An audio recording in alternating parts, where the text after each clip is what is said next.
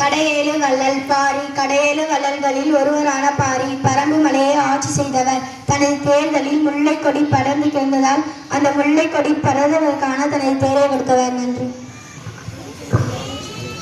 கடையேழு வள்ளல்கள் கடையேழு வள்ளல்களில் ஒருவரான திருமுடிக்காரி மலையம்மா நாட்டை ஆட்சி புரிந்தவர். அறிவில் சிறந்த சான்றோர்கள் நடைபயணம் செய்வதைக் கண்டு வருந்தி தனது குதிரைகளை வழங்கியவர். கடையேழு வள்ளல்கள் வல்விவேரி கடையேழு வள்ளல்களில் ஒருவராக கொல்லிமலையை ஆட்சி செய்தவர் வல்விவேரி ஆவார். அவர் மூவேந்து மன்னர்களிடம் ஒருவரான சோழர்களிடம் நட்புறவை பாராட்டியவர். தன்னை நாடி வருபவர்களிடம் இல்லை என்று கூற மாட்டார். வாரி வழங்கும் வள்ளலாக வல்விவேரி திகழ்ந்தார். நன்றி.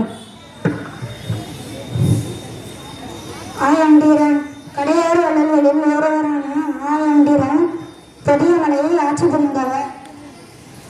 அரியான பொருளான நீல நகரத்தின் உடையை இறைவனுக்கு போட்டி மகிழ்ந்தவர். கடையேழு வள்ளல் நல்லி கடையேழு வள்ளல்களின் ஒருவரான நல்லி கடினமலை பகுதியை ஆட்சி புரிந்தவர்.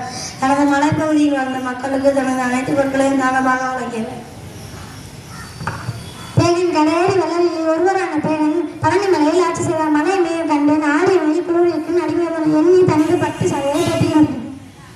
கடலேழு வள்ளல்களில் அதிகமாக ஒருவர் தான் அதிகமான். அவர் தகடு உடைய ஆட்சி செய்தார்.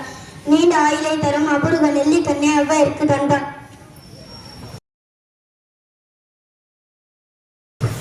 மூவேந்தர்கள் என் பெயர்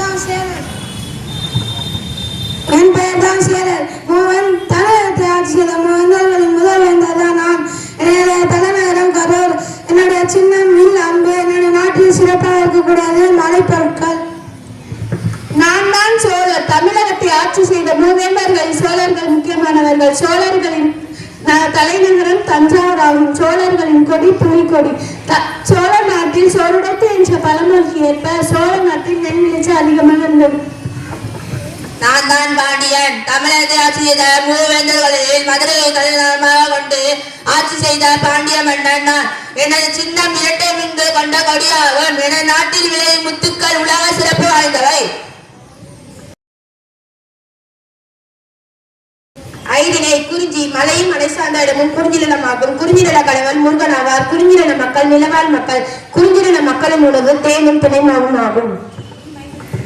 முல்லை ஐவகை நில வகைகளில் காடும் கார் சார்ந்த நிலம் முல்லையாகும். முல்லை நில மக்கள் இடையர் ஆயர் கோவலர் பொதுவர் என்ற பெயரால் அழைக்கப்படுவர். முல்லை மக்களின் முக்கிய தொழில் கால்நடை மேய்த்தல் ஆகும். முல்லை நில கடவுள் மாயன் எனப்படும் திருநாள் ஆவார்.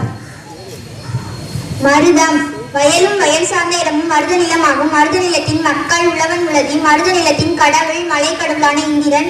மருத நிலத்தின் உணவு நெல்லும் மீனுமாகும். நெய்தல் கடலும் கடல் சார்ந்த பகுதியும் நெய்தல் எனப்படும். நெய்தல் பகுதியின் வாழ்வோர் பராதவர் பராத்திய.